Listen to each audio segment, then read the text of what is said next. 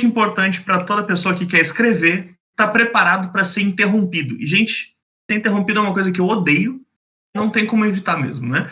Eu moro numa casa com mais 4 pessoas, eventualmente alguém vai chegar e vai me perguntar alguma coisa, tipo, cadê a chave? Cadê fulano? Fez tal coisa? E isso atrapalha muito. Então a gente tenta encontrar maneiras de evitar essa interrupção, mas não tem como evitar, né? Totalmente. E, bom, a própria Margarete fala como é importante que a gente esteja em constante contato com a escrita, nem que seja um pouquinho todos os dias. Só que é um conselho que quase ninguém consegue seguir, nem ela mesma, pois a gente tem vidas normais, né? E aí ela faz uma reflexão acerca de todos os grandes mestres da literatura clássica, que eram, em geral, homens, né? E esses homens, eles tinham aquela rotina de escrita que todo mundo tenta copiar e que todo mundo vai falhar em copiar, porque eles eram pessoas que moravam em grandes casarões, acordavam de manhã, não tinham que trabalhar, não tinham que se preocupar com muita coisa, o café era servido na mesa para eles, aí eles iam para o escritório, sentavam nas suas mesinhas, escreviam, aí chegava o almoço preparado por outra pessoa, eles almoçavam, voltavam, escreviam mais um pouco, aí chegava um chá preparado por outra pessoa, aí eles iam dar uma volta, descansavam, escreviam mais. Então a vida deles era escrever, por quê? Eles não tinham outras preocupações, né? E não é a nossa realidade. A gente tem que lidar com várias coisas ao mesmo tempo. A gente tem um psicológico ferrado às vezes, a gente tem trabalho que atrapalha, a gente tem outros compromissos com outras pessoas que não tem nada a ver com a nossa escrita, que, respeitando ou não, vão acabar atrapalhando a gente. E faz parte. Infelizmente, a gente tem que aprender a conviver com essas coisas enquanto tenta fazer o melhor possível, né? E eu queria começar conversando sobre isso, queria saber como é que é a rotina de vocês, se vocês lidam bem com ser interrompidos, ou como é que vocês brincam, assim, de malabarista, né? Com várias bolinhas, a escrita é uma bolinha, mas tem outra que é trabalho, outra que é vida pessoal, outra que é o psicológico de vocês. Como é que vocês fazem para administrar tudo isso? Se é que vocês conseguem administrar. Cara, eu tô sentindo muito isso nas últimas semanas, porque eu tive um período na quarentena que eu tava sem trabalho e morando, tipo, passando a quarentena com meus pais, tipo, no sítio que eles moram, e que aí eu tava muito me sentindo nessa situação de, tipo, não precisava fazer nada e eu só precisava escrever o dia inteiro e tudo mais, e era muito fácil, assim.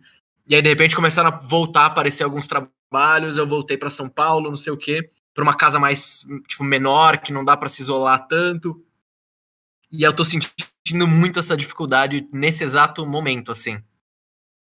E não sei se eu tô sabendo lidar com ela. A gente normalmente não sabe.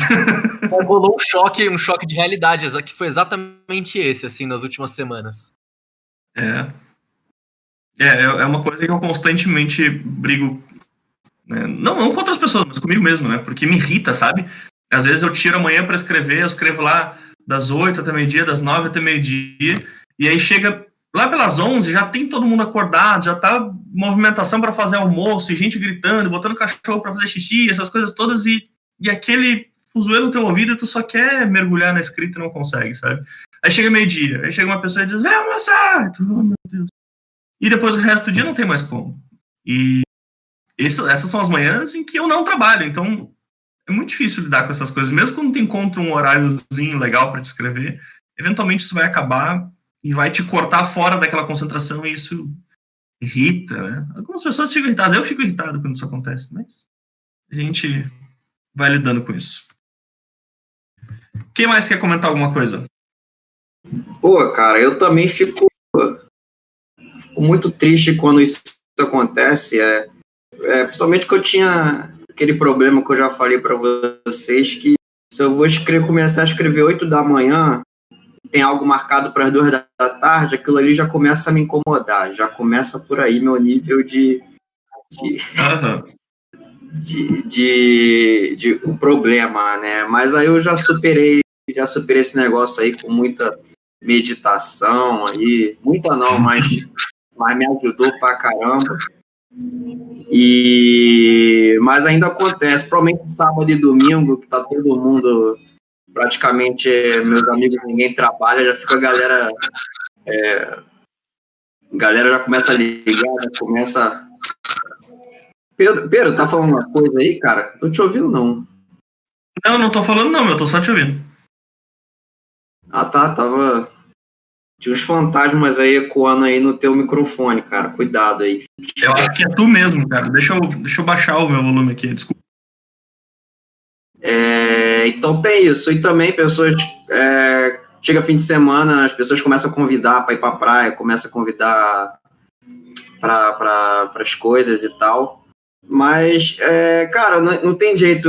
Eu agora tô ganhando a habilidade de fazer a escrita aos poucos nas janelas entre os afazeres e entre os eventos sociais com as pessoas. Não adianta.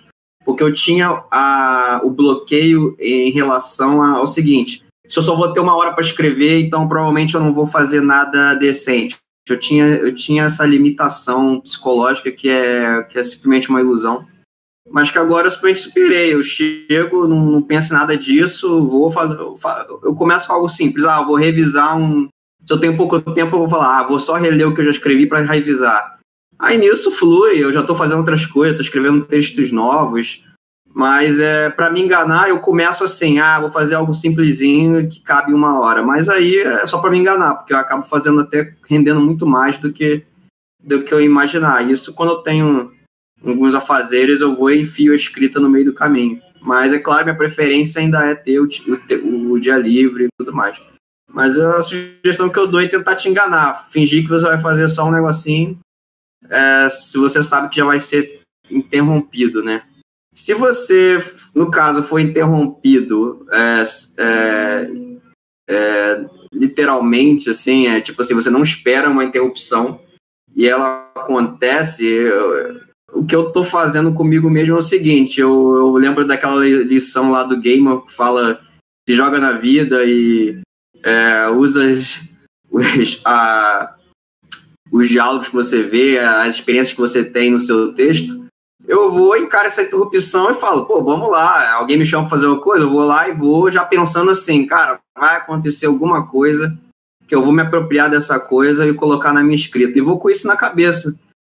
Nem que seja para tirar aquele peso da consciência de que eu não estou escrevendo no momento que eu gostaria de escrever. Então eu enfio isso na minha cabeça, que vai acontecer alguma coisa e que dali eu vou tirar uma sensação que vai contribuir para a minha escrita. E que, no pior dos piores, eu já vou pensando também no texto que eu já escrevi, vou repassando alguma coisa da escaleta na cabeça, e sempre pinto algum detalhe para algum diálogo, né, nessas horas que eu sou interrompido.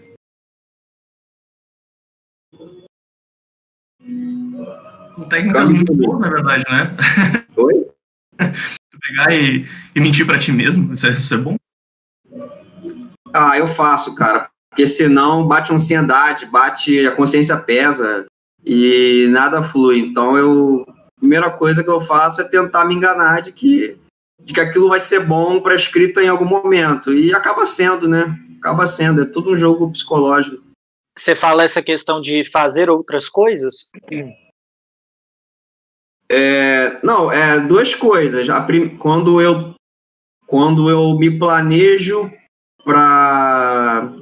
quando eu planejo algum compromisso que vai interromper minha escrita, eu faço aquele negócio, se eu tenho pouco tempo para escrever, eu penso assim, vou fazer algo fácil, algo que seja rápido, que dê para ser concluído nessa janela. Como, por exemplo, só dar uma uma lida no texto, dar uma revisada, ver se tem algo errado. Mas nisso é só para eu ficar mais relaxado. Eu acabo escrevendo coisas novas, acabo rendendo muito mais do que eu renderia se eu estivesse me cobrando para render numa janela curta de tempo. E se alguém me interromper do nada, tipo, alguém me chama para, sei lá, ir no bar, ali na praia, alguma coisa que eu também não posso negar e não quero negar, eu já vou com essa sensação de que no evento em si eu vou aprender alguma coisa para minha escrita, eu vou ouvir alguma conversa de alguém do lado que vai contribuir para algum diálogo, ou então já vou remoendo na minha cabeça algum trecho que eu escrevi e ter algum insight para algum diálogo, alguma cena, descubro alguma coisa do meu próprio roteiro Então eu tento manter isso em mente para ter um entusiasmo e uma, como é que fala, ai caramba, um entusiasmo de que o fato de eu não estar escrevendo vai contribuir para o texto que eu estou desenvolvendo também, entende?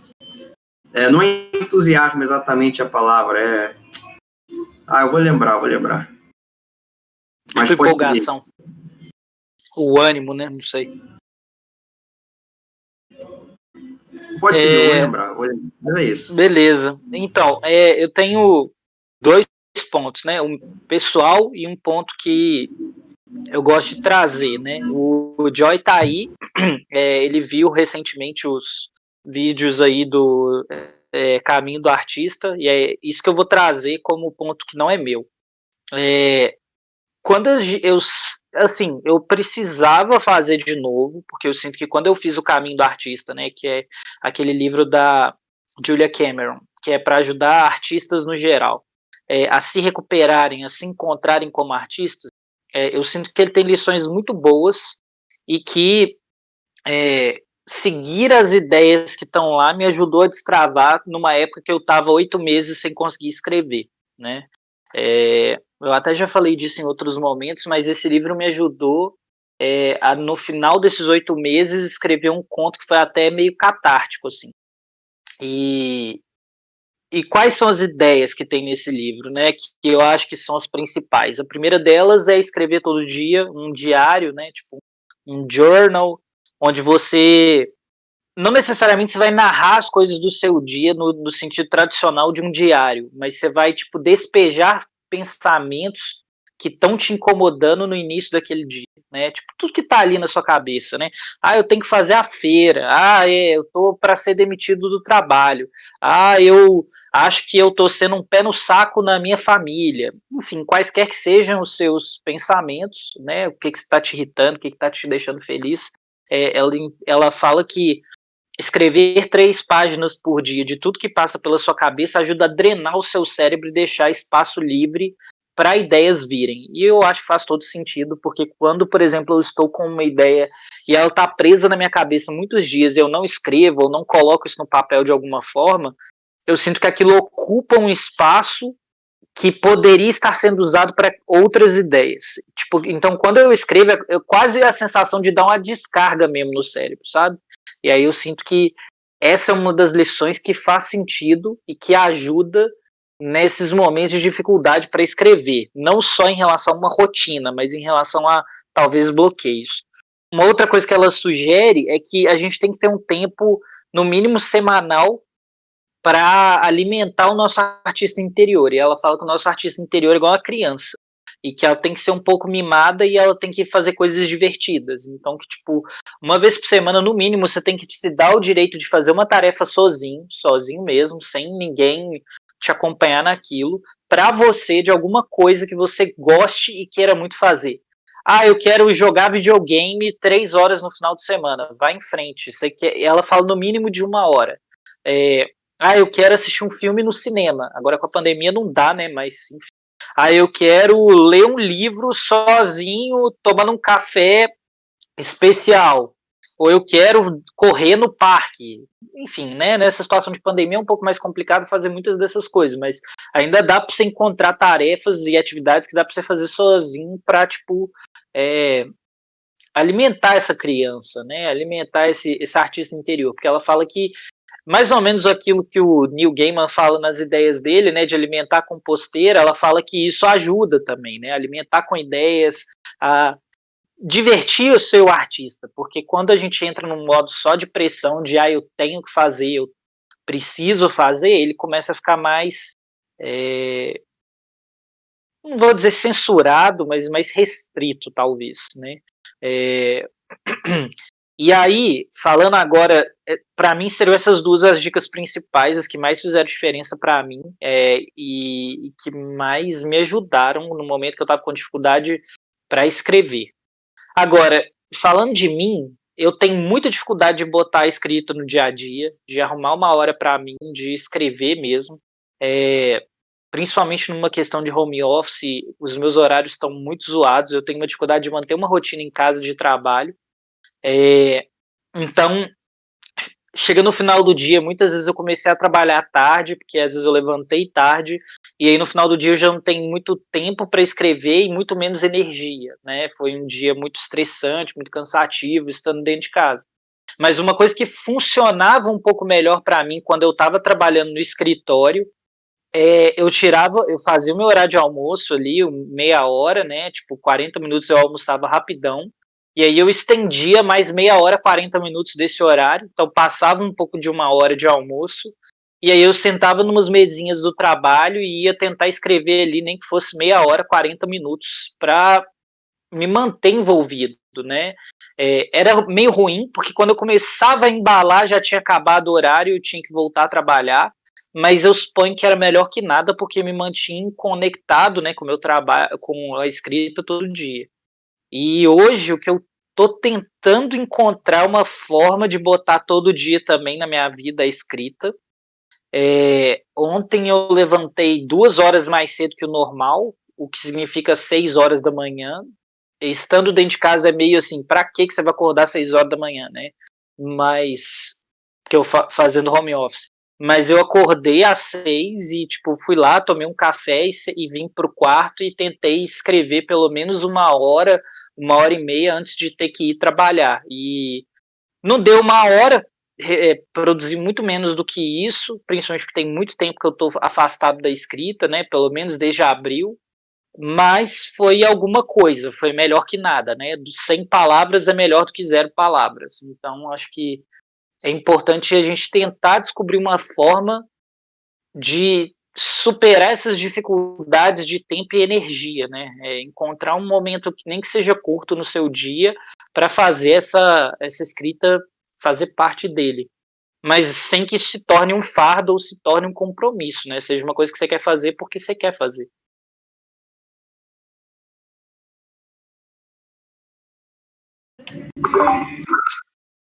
Pode falar, Léo. Ô Yuri, essa questão da meia hora do seu almoço, cara, no home office eu também passei por isso aí, quando chegava de noite, já cansado. Eu sugiro você fazer igual eu e tentar se enganar. Mesmo se tiver de noite, tu cansado, fala que vai ser só meia hora, assim, cara. Só meia horinha eu vou dormir para descansar. Tipo assim, o lado ruim é que se funcionar, tu só vai dormir 4 da manhã também. Mas a missão vai estar cumprida. Mas você consegue manter isso com certa consistência? Tipo assim, eu não vou dizer todo dia, mas assim, várias vezes durante a semana? Porque para mim, eu fico imaginando, vamos supor, eu faço isso até as 4 da manhã num dia. No dia seguinte eu não consigo fazer nem 15 minutos. E aí, tipo, acaba que fica um pouco sem propósito, talvez. Se eu vou conseguir fazer isso uma semana, a cada 15 dias, não sei se vale tanto a pena, sabe? Como é que funciona isso pra você? Nesse caso eu não ia às 4 da manhã não, cara. Meia-noite é o meu limite. Meia-noite eu já tô caindo de sono, então eu parava geralmente meia-noite. Começava, nem que seja, eu começava ali pelas 8 horas, já morto pra caramba, eu falava, putz, eu tô muito cansado, não acho que hoje não vai dar não, mas só meia horinha. Aí nisso, até pegar um embalo, tudo, e até meia-noite, e tava funcionando, cara. Quer dizer, tá fluindo bem, Legal, bom saber, é uma ideia boa mesmo, tentar me enganar, nem que seja meia hora. Tem que ser na enganação, cara, que tu vai estar cansado mesmo, então é só meia hora, só dá uma lida no que tu escreveu, que é facinho, aí tu vai ver um erro, vai começar a revisar, ter ideia pra escrever, aí vai embora. Boa. Vai lá, vai. Particularmente, essa coisa de se enganar não funciona comigo, porque eu não sei o que acontece. Na minha cabeça eu tenho que meu subconsciente é mais forte que o meu consciente, porque, tipo, se eu tentar falar, vai ser só meia hora, eu vou ficar por trás. Você sabe que se não vai ser só meia hora, né? Aí você vai ficar cansadaço amanhã, né? Então eu também tenho muita dificuldade de colocar a escrita no dia a dia. Aí chega no final de semana, eu quero fazer um monte de coisa ao mesmo tempo, eu não faço merda nenhuma. E essa parte de home office, eu já saí do home office. Quando eu tava, era mais difícil ainda, porque ficava aquela coisa de, tipo, trabalho na cozinha, almoço na sala, durmo no quarto. Onde eu escrevo? Eu quero um ambiente diferente. Mas agora no trabalho as coisas ficam mais corridas ainda, então eu realmente não sei o que fazer para escrever todo dia.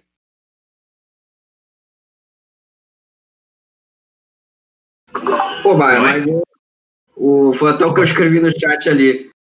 Quando eu falo de enganação, eu tô falando isso agora que eu tô descansado, de boa aqui e tal. No fim do dia de trabalho, eu tô falando sério, porque eu tô cansado e vai ser só meia hora e ponto, entende? Tipo assim, meia hora para minha consciência ficar legal que eu realmente escrevi alguma coisa, produzir algo naquele dia. Porque naquela hora eu tô cansado e eu não quero mesmo que seja mais que meia hora, porque eu quero dormir. Mas a mente, ela é tipo igual o corpo. Depois que você aquece ela, o teu sono passa e, pelo menos comigo, o sono passa. É igual você começar a correr a maratona, você aquece antes, entende? Só que eu prometo, só que eu só quero compromisso em fazer o aquecimento, entende? Minha meta é fazer o aquecimento. Mas acontece na maioria das vezes que pega o embalo e vai até meia-noite. Aí fico aí, ganho umas 4 horas aí de crédito. Mas devido ao cansaço, inicialmente, a pretensão inicial é fazer só meia hora. Mas, na maioria das vezes, a mente aquece e aí eu consigo produzir bem mais, né, do que o inicial.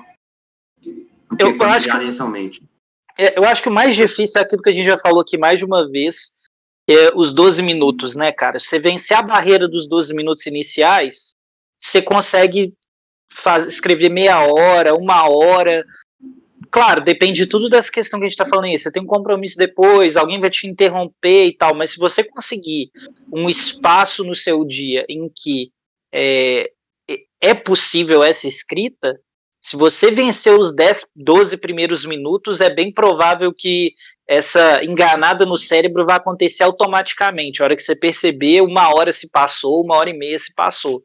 Mas os primeiros 10 minutos, para mim, são muito sofridos. A minha atenção está muito difusa, eu estou abrindo outras janelas, eu estou pensando em outras coisas, eu estou com a cabeça num problema que eu vou ter que resolver no dia seguinte. Até eu entrar mesmo no ritmo da escrita, de pelo menos. É muito parecido com a questão de exercício físico mesmo. A ideia é só que meio condicionamento. Aí, se empolgar, você acaba ficando um louco. Só que comigo, a minha questão, como eu estou fazendo um romance, né, que tá bem complicado aí, se eu não fizer essa meia horinha todo dia, pelo menos, né, eu vou cair num problema muito maior, que que eu já vi que se eu ficar uma semana sem escrever, eu tenho que reler toda minha escaleta, meu outline, minha rede de personagens e tudo que eu já escrevi para entrar no clima de novo. E só isso, cara, isso aí, por baixo, é 120 páginas de texto. Olha, tá parecendo com alguém, cara. Agora eu tô entendendo meu problema. Então, se cair nisso, de cair num problema, de eu chegar para escrever e falar, putz, não lembro de nada, tenho que reler toda a escaleta, todos os personagens, tudo isso. Cara, se cair nisso, aí que eu vou procrastinar legal e vou ficar meses parado. Então, eu não quero cair nisso. Então, o que eu faço? Eu tô cansado, tô exausto, tô ferrado. Não escrevi ontem, por exemplo, tô 2 dias sem escrever, um exemplo. Se chegar hoje, eu tô cansado, mais errado que for, cara, eu prefiro pelo menos ficar no 0-0. Qual 0-0? Pelo menos reler alguma coisa do capítulo anterior para dar aquela refrescada na memória, para nada cair no esquecimento. Então, tipo assim, isso é algo fácil, é só pegar e ler. Não é algo difícil, eu não estou escrevendo. Mas nisso de você cumprir uma tarefa fácil, nessa meia hora, você já se empolga. Vou fazer mais uma tarefa fácil. E daqui a pouco tu tá escrevendo, entende? Pelo menos é a saída que eu encontrei, porque, pô, ficar relendo escaleta, outline, tudo de novo, ainda cai na humilhação de tipo, caraca, eu que escrevi, por que eu tenho que ler para lembrar, entende? Já cai num outro problema também. Então, para evitar isso, eu prefiro esse aquecimento, para não cair no limbo, cara. Amigos, deixa eu passar a palavra pro Joy, só que ele queria falar alguma coisa sobre esse assunto. Se ele ainda estiver aí. Joy, você tá vivo? Alô, gente, tá me ouvindo? Dig, Joy, fala aí. Pera aí que eu vou passar a palavra pra senhora cronograma aqui, pera aí. Oi, galera, tudo bom? E aí, tudo Olha bem? que honra! Tudo bem com vocês? Então, eu tava ouvindo vocês falarem aí, falei, então, Jô, será que eu posso falar para eles como que eu organizo minha semana muito doida para ver se ajuda, né? Serve como exemplo, inspiração, sei lá. Tomara. O nomezinho não tá Eu tô, aqui na lista. eu tô desesperado. Eu acho que vai servir como depressão, mas vocês vão querer me matar depois disso. Mas assim, ó, há uns 7 anos atrás, mais ou menos, eu fiquei com o saco cheio, bem cheio mesmo, falei, dane-se, eu vou botar todos os meus projetos para fora da gaveta, né? Porque não tinha mais gaveta para botar esses projetos. Nossa, então, eu comecei tá parecendo eu. Tem que ver os cadernos de... Conta pra você, Yuri, pelo amor de Deus. de caderno. Ainda bem que esse encontro tá gravado. Oi? Ainda bem que o encontro vai ser gravado, porque aí eu posso ouvir depois com detalhes o que você tá falando. Então, ó, gente, eu fiz o seguinte, eu me enfezei mesmo, falei, não é possível, eu só trabalho, eu não consigo fazer um projeto meu, não consigo fazer nada. Ou eu me organizo, crio, né, uma rotina e vou embora, né, consigo fazer isso, ou eu vou ficar trabalhando atrás de mesa de escritório o resto da minha vida. Então, eu comecei a destinar momentos do dia. Mesmo que fosse 30 minutos, que nem o colega estava falando, né, eu me obrigava a fazer alguma coisa naqueles 30 minutos que eu tivesse útil, né? Atualmente, como que eu posso dizer? Eu dou aula, cuido de uma casa, né? De um marido preguiçoso.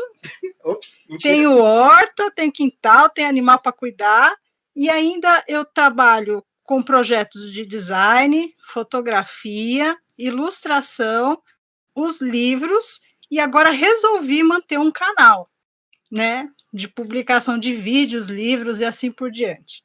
E daí eu falei, não vou... Quantas horas seu dia tem? Só para saber, que às vezes a gente tá num mundo diferente. 24. No horário de Marte. 24 mesmo, gente. Votações de Marte. Eu queria que tivesse 36, mas só tem 24. Então, por exemplo, hoje, vou usar o exemplo de hoje. Eu já limpei toda a casa, né? Fiz almoço, tô aqui revendo o meu livro e vocês ao mesmo tempo, porque, né, o cérebro trabalha com 2 coisas ao mesmo tempo. E eu achei interessante, vocês estavam comentando, né?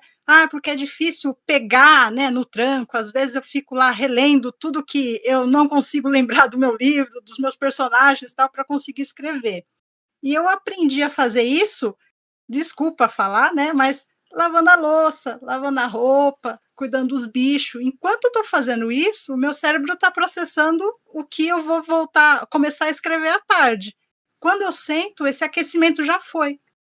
A mesma coisa é quando eu estou no meu horário de trabalho, então estou dando aula. Estou dando aula lá de pintura, conversando com os alunos, e eu estou pensando nas características do meu personagem. Eu estou pensando que roupa que ele vai vestir, em qual lugar, quais as características do lugar. Quando eu chego em casa, eu estou arrasada, estou acabada. Aí eu tomo um banho, sento no computador e escrevo 40 minutos. Porque esse aquecimento já foi, né? Então, eu comecei a botar esse aquecimento e fomentar a minha criatividade nos horários de serviços mecanizados, né? E ajuda, não sei se ajuda vocês aí, né? Fazer alguma coisa desse jeito. E atualmente eu consigo destinar um dia específico para cada coisa que eu quero fazer. Então, todo dia eu vou ter meu serviço, todo dia eu tenho a casa e o marido para cuidar, né? Ufa, ainda bem que eu tô na lista. E eu consigo ainda produzir alguma coisa da área de design, ou de fotografia, ou de escrita, ou de ilustração, e todos os projetos vão caminhando, cada um no seu dia. por exemplo, hoje eu tô morrendo de dor de cabeça, mas eu tô conseguindo fazer, porque eu tô me obrigando a sentar e fazer uma leitura do meu livro e reescrever algumas partes, porque eu preciso fazer isso para entregar. E é uma cobrança que eu faço sempre. Não sei se ajuda ou se atrapalha aí para vocês. Lava a louça, gente, é legal. Isso foi maldade, viu? Isso foi maldade. Eu lavo, cara, inclusive eu lavo todo dia. No meu caso aqui, ela quase que é minha, na questão de tarefa. Só que eu costumo preencher isso com outras coisas. Eu nunca tinha pensado em fazer isso que você está falando. Tipo assim, eu costumava ouvir podcast ou assistir alguma coisa, né? Acaba sendo mais ouvido que assistir de fato, mas eu nunca tinha pensado em talvez tentar converter isso em trabalho criativo de alguma maneira, né? Quem sabe, é uma ideia. Mas sabe que, inclusive, a Margareth disse nessa lição, né? Ela disse que 3 coisas ótimas para ajudar a desbloquear as pessoas é sair para caminhar, dormir e passar roupa. São coisas que sempre funcionaram para ela. E é o equivalente do lavar louça, no caso dela, eu acho, né? Sim, né? Acho que essa questão do trabalho automático, né? Que é uma coisa que é repetitiva, mas é que nem dirigir. Você já sabe dirigir, você continua dirigindo. Aí você consegue conversar, ouvir uma música e tá dirigindo. Então, acho que aquela tarefa que é automática, né, talvez te ajude a fazer outras coisas. Eu estava conversando com o Felipe Castilho, né, aquele autor que escreveu A Ordem Vermelha. Né, e homem. Foi meu professor de roteiro, aquele ser. Você manda mensagem para ele em janeiro, ele responde em maio. Coitado, ele é agarradaço. Eu converso com ele às vezes no Twitter, ele custa responder. Então, pois é. E aí ele fala que o que mais inspira ele é lavar louça. Viu, assim, puxa, será que eu bato esse personagem agora? Não sei. Aí ele vai lavar a louça. Não, já sei. Ele vai escavar por aqui, vai fazer assim, e aí resolve a história. Então, se ele tem uma dúvida no roteiro, na história, ele vai lavar a louça. Então, ele disse outro dia, eu bati na porta do vizinho e falei, você tem uma louça pra lavar aí? Que a minha tá acabada já aqui. É bem isso. Mas olha, eu vou te falar, Flagrari, que eu vi o seu vídeo, eu fiquei bastante impactado lá com a jornada do... Como é que é a jornada do... Esqueci de novo o nome lá. A jornada do artista, né? O caminho do artista. Do artista, obrigado. Eu ia falar do escritor, eu tô com um negócio de escritor na cabeça essa semana. E eu me senti bastante impactado porque é muito o que acontece comigo desse negócio de você postergar, por qualquer que seja o motivo, você vai encontrando, sei lá, às vezes até desculpas, né, problemas que você vai encontrando que você não precisava resolver para não fazer o que você tem que fazer. Então, isso é um negócio muito louco. Né?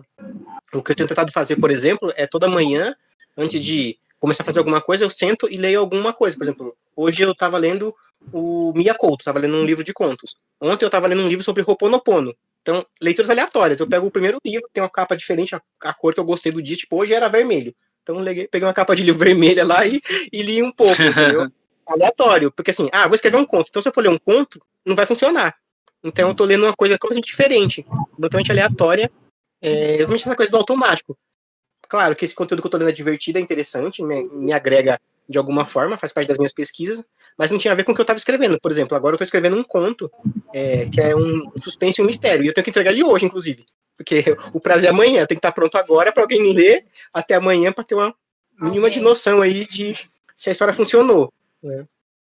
E eu estava bloqueado há uma semana com esse conto. Eu tinha a ideia, tava o storyline estava pronto há 20 dias. Mas eu olhava pra folha e ficava, sabe, a folha em branco ficava mais branca ainda. Não saía nada. E por algum motivo, hoje eu sentei e aí comecei a escrever e já foi 3 páginas. Preciso entregar 8, então só faltam 5. Acho que vai dar certo. Mas, enfim, passou a semana inteira aí. Eu tive até dor de cabeça. Falei, gente, parece que eu tô tendo uma desculpa pra não escrever. Né? Tive dor de cabeça 3 dias seguidos, entendeu? E eu ligava o computador, olhava pra tela, minha cabeça começava a latejar. Falei, não é possível, tem uma coisa errada. Então, hoje eu consegui. Né? Hoje eu finalmente consegui parar pra fazer uma coisa diferente, foi eu ler. Primeira vez que eu li essa semana, livro, né? Então, aí, depois que eu li um capítulo um conto do Mia Couto, né? Inclusive não tem nada a ver com a minha história, né? Era sobre um cachorro, tudo bem. Aí, sentei aqui e abri o arquivo e começou a sair as palavras aí. Falei, opa, agora tá indo. Então, de repente, foi 3 páginas. Né? Mas é um processo complicado mesmo você ter esse tempo fixo. Né? Eu só consigo desenhar atualmente à noite. Raramente eu consigo desenhar durante o dia. Então, quando dá 8, 9 da noite, que eu quero dormir, é que dá vontade de desenhar. Falar, agora eu vou conseguir. aí eu vou desenhar até meia-noite. Senão não sai. Mas acho que é bem legal isso aí de encontrar um jeito de criar uma rotina. E realmente esses 12 minutos iniciais são terríveis. Eu concordo com você plenamente. Né? A Lilia que tá duvidando de mim, porque ela fala assim, vou dormir. Na mesma hora ela tá dormindo, gente. É sério, se ela estiver em pé, você tem que segurar pra ela não cair no chão. Entendeu? É que eu não tenho que serviço. O cronograma dela não falha. Se tem duas pessoas que eu fico impressionado, é a Lilia e meu amigo João. O João, ele tem uma planilha, que ele coloca assim, do meio-dia 1, namorar. É assim. Ele namora. Se não tiver isso na planilha, ele não vai namorar, entendeu? Não importa se a moça quer ele. Então o cronograma dele é perfeito, tá? De domingo a domingo. E a Lilian também. Falou que vai fazer mais. Falou assim, estou escrevendo. Já são 3 páginas, gente, é assim. Não dá nem tempo de ver. Tenho medo dessas pessoas.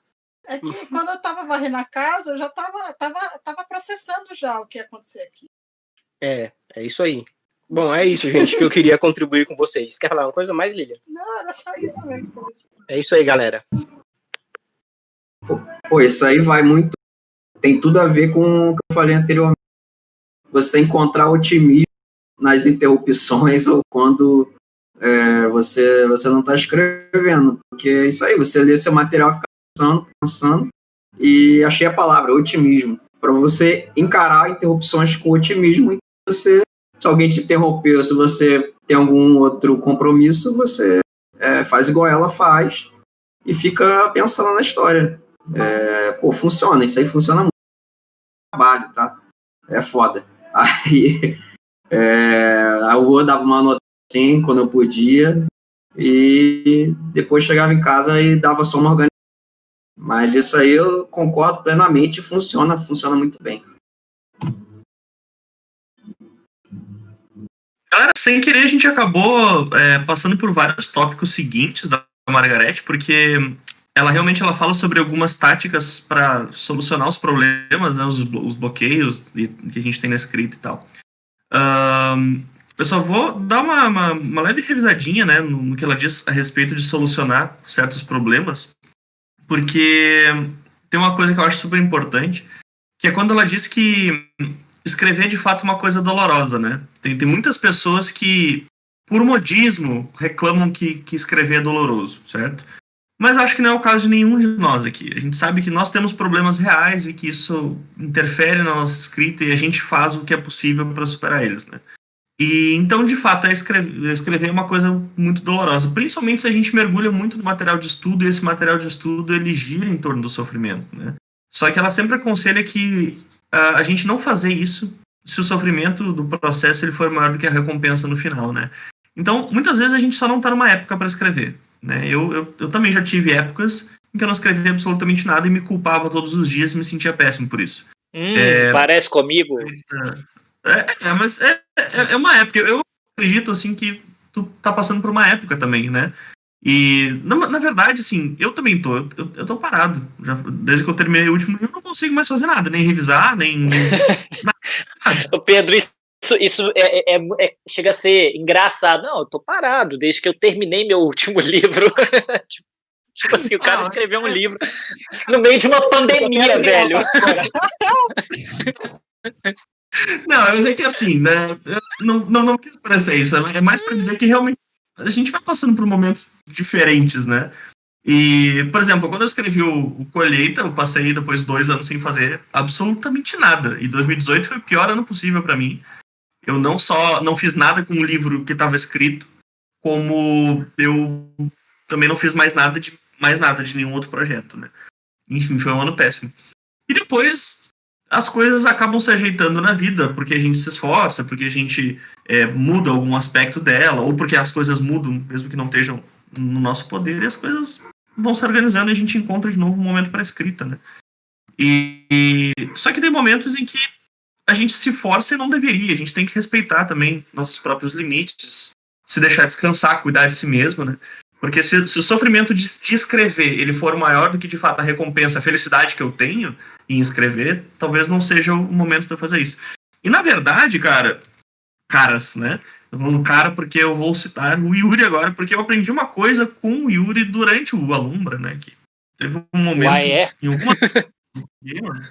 Eu aprendi muitas coisas, né? Mas uma coisa que me marcou muito, que foi justamente no momento em que eu não estava conseguindo trabalhar, que eu tinha parado no livro atual e não conseguia mais andar, era porque não estava satisfeito com a escrita, não estava gostando de escrever. E num desses encontros, Yuri pegou e disse, alguém perguntou alguma coisa e Yuri disse assim, mas se escrever não é um momento de descanso para ti, não é um momento de diversão para ti, então talvez tu não devesse estar escrevendo. Foi alguma coisa assim que você disse e isso me tocou muito. Porque eu parei para pensar de fato que eu estava escrevendo por obrigação. Eu não estava escrevendo porque eu gosto, porque eu tenho uma história para contar. Eu estava escrevendo porque eu achava que eu tinha que escrever. Alguém estava com uma faca nas minhas costas dizendo para escrever e não é assim. Então, às vezes a gente está num momento em que a gente tem que parar e respeitar a si mesmos e fazer outra coisa, deixar a escrita de lado até que volte isso, né? Porque senão a escrita se torna um peso e aí a recompensa não é maior do que o sofrimento. Mas enfim, isso é uma coisa para cada um pensar a respeito de si mesmo, né? Não é nenhuma regra que a gente precisa seguir de fato, né? E buenas, que mais que a Margarete falou bastante aqui, que a gente também passou por... às vezes a gente não tem certas qualidades para simplesmente superar uma dificuldade como num passe de mágicas, né? Porque quando a gente diz que está com dificuldades, aqui entre nós a gente está dando dicas de fato, né? A gente tá compartilhando técnicas e táticas, etc. Mas tem momentos que a gente fala disso com alguém e a pessoa diz assim, dá a volta por cima, te esforça que vai dar tudo certo, tenha fé, não sei o quê. E são frases motivacionais, mas que de fato não nos inspiram muito ou não nos dão uma saída para o problema em si, né? E às vezes a gente simplesmente não tem as qualidades necessárias para a gente dar a volta por cima, para a gente não desanimar, né? Para sacudir a poeira e seguir em frente. Então, como a gente já tem conversado aqui a respeito disso, a dica que a Margarete dá é que a gente faça alguma coisa, mesmo que seja uma coisa nada a ver com a escrita. Então, um trabalho mecânico ajuda a gente a limpar a cabeça ao mesmo tempo que a gente se concentra em algo, né? Se a gente está com muitos problemas, lavar louça, passar roupa, dar uma caminhada, essas coisas, elas vão fazer a gente se concentrar em algo mais objetivo, tipo caminhar, tipo lavar louça. E daqui a pouco a gente se sente confortável e à vontade para deixar a mente desviar para a história, para os personagens que estão faltando, ou os erros da nossa história, por um motivo de não conseguir escrever, né? A gente se concentra em algo diferente para acabar se concentrando na nossa história. Não chega a ser uma coisa meio irônica, né? A gente tem que fugir da história para encontrar a história. E se a gente tem dificuldade de escrever, sentar e escrever qualquer coisa, mesmo sabendo que o resultado não vai ser tão bom, mesmo sem ter expectativas de que seja um resultado bom, porque sentar e escrever qualquer coisa é melhor do que só se lamentar por não conseguir fazer essa tal coisa. Pelo menos isso é o que o Margarete diz, né? E a gente acabou falando de tudo isso, então a gente já passou por esse tópico direto. Outra coisa que eu acho interessante, que a gente precisa discutir, é a respeito de como a escrita em si ela é uma viagem para um desconhecido, né? Isso muitas vezes assusta a gente e faz com que a gente não consiga escrever. A Edward uma vez escreveu um livro sobre escrita, que não era exatamente sobre como escrever, mas sobre a arte da escrita, né? Por exemplo, a diferença que tem entre a escrita e uma ópera ou um quadro, uma coisa assim, né? Qual é o que é a arte da escrita em si, enfim. E ela analisou autores de diferentes eras, né, para chegar numa pergunta fundamental que pudesse guiar o livro dela, e ela acabou decidindo que a pergunta é por que escrever, né, ou por que você escreve? Só que todas as respostas que ela encontrava eram tão variadas que ela não conseguia chegar a lugar nenhum analisando elas, e o livro não tinha como andar. Então ela teve que estudar um pouco mais e acabou modificando a pergunta, e ela passou a ser: como é que é escrever um livro? Como é que é entrar de cabeça num livro e começar a escrever ele? E todas as respostas que ela encontrou de autores famosos, de autores já clássicos, até os mais novos, né? Todas essas respostas envolviam escuridão de alguma maneira. Então tinha pessoas como a Virginia Woolf, que respondiam que escrever era como entrar num quarto segurando uma lanterninha, que iluminavam coisas que já estavam lá antes, né? E isso revela muito sobre a natureza de escrever, porque, na verdade, a história que a gente quer, ela provavelmente já existe dentro da nossa cabeça, só que a gente não consegue encontrar ela, não consegue encontrar os elementos, ou se a gente encontra os elementos, a gente não consegue juntar eles adequadamente. Porque se a escrita é um somatório de tudo que a gente já tem dentro de nós mesmos, então a história já está aqui dentro, só que ela está toda desmontada. E montar ela é difícil, e é assustador, e impede a gente de escrever muitas vezes, né? Outras pessoas falavam de túneis escuros e uma luz no fim dele, né? Então todas as respostas tinham a ver com entrar num lugar onde a gente não via nada e aí trazer algum tipo de iluminação, certo? Às vezes, quando a gente está bloqueado, é porque a gente não consegue entender o que está acontecendo dentro da nossa própria cabeça. E por isso, um momento para refletir a respeito de outros aspectos da vida pode ajudar a gente a encontrar uma forma de escrever melhor ou escrever mais, certo? Enfim, reflexões. Eu tô vendo que tem uma fila aqui, então... Vai lá, Maia. Pode falar. Uma das coisas que você falou aí nessa listinha do que a Margaret fala é sobre... Aliás, não sei se nem se foi a Margaret, foi o Yuri. Que falou da parte da escrita ser tipo uma diversão, um passatempo, alguma coisa assim, e não um dever. E eu tava sentindo isso há um tempo já. Eu tava muito descontente porque tudo que eu conseguia escrever eram, tipo, contos super curtos, assim, de 4 páginas, e eu queria fazer algo maior. Só que parece que não tava saindo dentro de mim de modo natural. Aí, o que eu fiz? Eu comecei uma coautoria com uma amiga minha. E foi muito divertido, porque a gente não sei, bate uma sintonia, assim, que uma coisa pensa uma coisa para um capítulo, a outra já tem a continuação que encaixa perfeito. E a gente tá indo assim, a gente tá intercalando os capítulos que a gente tá escrevendo e tá sendo muito gostoso.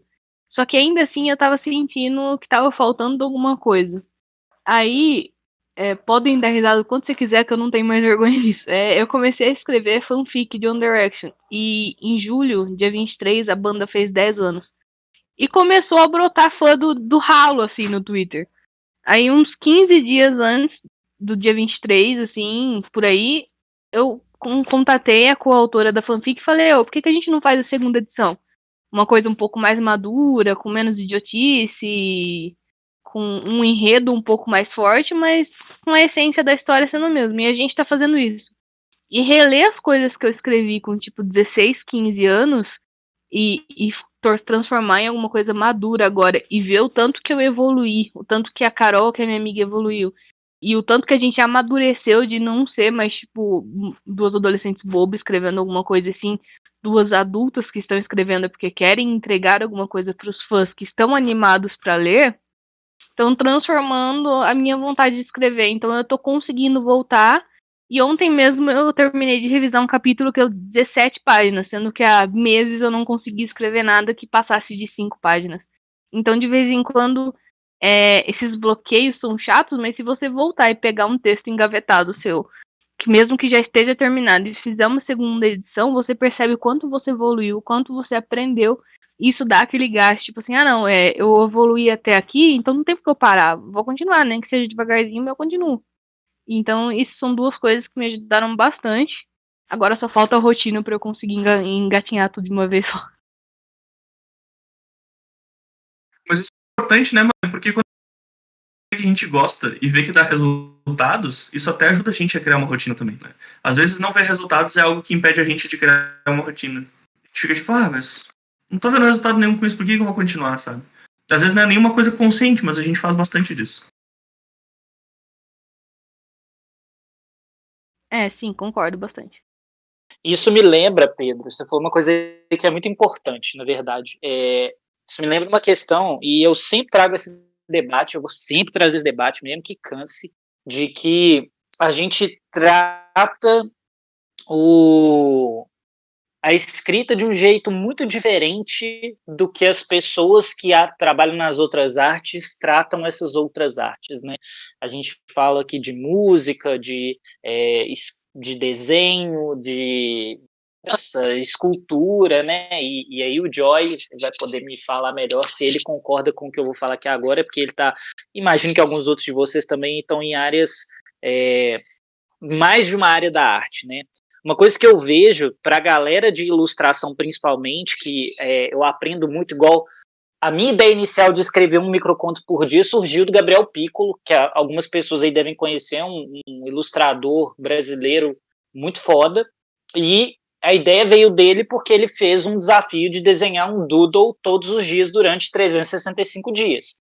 Falei, como é que eu posso transportar isso para escrita, fazer um microconto todo dia durante 365 dias, né? E eu acho que a gente tem muito que aprender com outras áreas. E eu acho que uma das coisas que mais falta para nós como escritores aprender é parar de focar no produto final e aproveitar a jornada, sabe? A gente se preocupa muito com isso, principalmente, e é natural se preocupar, porque de todas as áreas da arte, eu acho que a nossa é a que demora mais para ter um produto final pronto. Não estou colocando nem... tipo, falando de coisas individuais, né? Óbvio que um filme também demora para um caralho, mas raramente você vai fazer um filme sozinho, né? Então, tarefas que eu digo individuais mesmo, né? Tipo, você vai escrever uma música, tem todo o processo para você fazer uma música, mas dificilmente você vai levar, sei lá, 6 meses, 7 meses para conseguir finalizar uma música se você trabalhar nela todo dia, né? E a gente tem caso de livro aí que o autor trabalha 10 anos no livro, 15 anos no livro, por causa das N dificuldades que vão surgir, né, no caminho. E se a gente não gostar da jornada, esse processo final vai se tornar muito oneroso para nós. Ano passado, eu tinha decidido que eu ia fazer a mesma coisa da questão de microconto, só que com desenho. E aí eu fiz durante uns 90 dias. Fiz um desenho por dia. Só que eu ficava muito frustrado, porque o resultado final dos desenhos estava muito aquém do que eu queria. Até que finalmente eu percebi que o meu erro estava sendo esse. Que eu estava focando no resultado e não no processo. Tipo, no quanto eu gostava de estar ali desenhando, no quanto eu estava, tipo, aproveitando, fazendo uma coisa que tinha se tornado... que era um hobby e que estava tentando se tornar uma coisa um pouco mais elaborada, né? Não sei.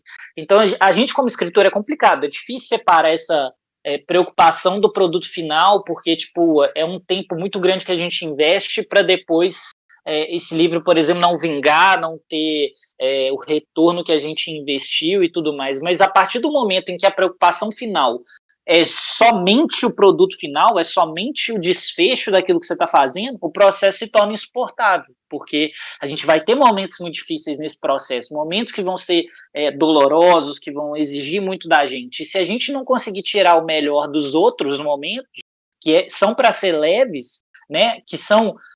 Cara, é o motivo inicial do porquê que a gente virou escritor. A gente virou escritor não é porque a gente quer ver um livro pronto, mas é porque a gente gosta de contar história, porque a gente gosta de trazer ideias para o papel. Se esse momento se perdeu no meio do caminho, é porque você tá fazendo alguma coisa errada com a sua escrita. Você tá, tipo, encarando ela de alguma forma errada, sabe?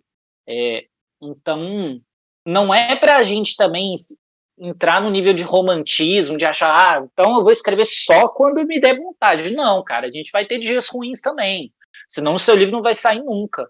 Mas é tentar encontrar o prazer no dia a dia, e não no tipo produto final, na meta, naquilo que você quer entregar, mas naquilo que você está fazendo todo dia. É o que a Maia acabou de falar. Eu acho que ela traduziu muito bem essa ideia, né, com essa questão aí da fanfic. Eu acho que se você encontra uma forma de se divertir escrevendo, pronto, você jogou o sapo na água, vai sair naturalmente, você vai encontrar esse tempo. Eu acho que a gente às vezes se perde muito na questão das técnicas, né? Quando a gente começa a aprender a escrever mais profissionalmente, a gente quer fazer as coisas certas de primeira, a gente quer aplicar todas as técnicas, a gente quer ler todas as teorias, a gente quer criar um produto perfeito. E isso, às vezes, acaba nublando a diversão que a gente tem de simplesmente contar uma história, né? Eu, pelo menos, eu sofri bastante com isso no início, quando eu tentava escrever sempre aplicando tudo direitinho, e aí se não saía um capítulo perfeito, eu já me sentia um lixo. E a gente tem que, às vezes, dar uma relaxada e desfrutar o caminho mesmo, e depois ir acertando as coisas se for o caso, né? Léo, agora que eu vi que você tá na fila, desculpa, pode ir. Ah, beleza, tranquilo. Sempre um prazer sensorial ouvir sua voz. Pode falar o tempo aí. Pô, esse assunto aí que vocês falaram, que também lembrei de uma outra armadilha de bloqueio, que é justamente pelo fato de você ter pouco tempo para escrever, você achar que não vai conseguir fazer algo digno nesse pouco tempo que lhe foi dado, né? Digamos. Cai justamente nessa questão de mas em uma hora eu não vou conseguir usar aquela técnica, usar aquela outra, então é melhor... se é para fazer ruim, é melhor nem fazer. Essas questões me aterrorizaram por um tempo, tá? Principalmente quando eu tive aquele choque de realidade que talvez meu livro seja mais longo do que eu tinha planejado, né? Engraçado que quando eu fiz a escaleta dele lá atrás com a ajuda da Meg Brusarosco, ela tinha pego assim, meu resumo de 3 páginas e ela, a primeira coisa, perguntou se ia ser uma série. Aí eu, não, que série? Isso aí é volume único, pô. E agora, um tempão depois, eu pegando, eu falo, putz, esse negócio vai ser muito longo. E ela já tinha sacado. E nesse choque de realidade, bate aquele medo de, putz, cara, como é que eu vou fazer um livro bom de 1000 páginas tendo 2 horas para escrever por dia? Então, é melhor esperar um fim de semana, né, que talvez eu tenha 12 horas seguidas e aí cai naquela questão de você esquecer todo o material que já preparou e ter que reler tudo de novo para entrar no clima. Então, já que vai ser uma jornada de 1000 páginas, o escritor mapeando bem de onde vêm as ideias dele, da onde, assim, da vida dele, das experiências dele, de onde vêm as ideias, é um convite a você refletir até sobre sua vida, como se você estivesse escrevendo uma biografia, entende? Se você está escrevendo os erros dos personagens ou os remorsos, trazendo conhecimento de suas pesquisas, é um convite para você se formar melhor como ser humano, né? Para você, de fato, encontrar prazer nessa jornada. Páginas ou 1.200 páginas, não importa se é o tamanho da sua série. E primeiro, escrever um livro que te agrada. Mas se você pensar a todo instante, a cada noite que você passa 1 ou 2 horas escrevendo, que já tem um leitor ali te julgando, se você não afastar essa ideia, você não vai ter coragem de sentar e escrever, entende? Então, essa ideia de escrever para você, eu acho que é para essa ideia de que você está sendo vigiado pelo leitor agora, que o rascunho que você está escrevendo agora pode ser um rascunho bom ou mal, ele vai condenar seu livro na frente. Então, para afastar essa ideia, eu não vejo outra a não ser aproveitar a jornada para passar a sua vida limpo, né? Fingir até que é uma biografia, porque aquelas palavras no papel não estão vindo de outro lugar a não ser da sua experiência de vida, né? E da sua. Então, acho que fica um convite para esse aprimoramento. E Margarete fala exatamente isso que você disse, cara. A gente não tem que se preocupar com a escrita do livro até que ele saia do nosso controle, né? E ele, até ser publicado, ele é nosso. A gente pode errar à vontade e experimentar coisas à vontade, sem medo de julgamento nenhum. Porque, graças a Deus, a gente não tá em cima de um palco apresentando uma música num show ao vivo, certo? Não é essa arte que a gente performa.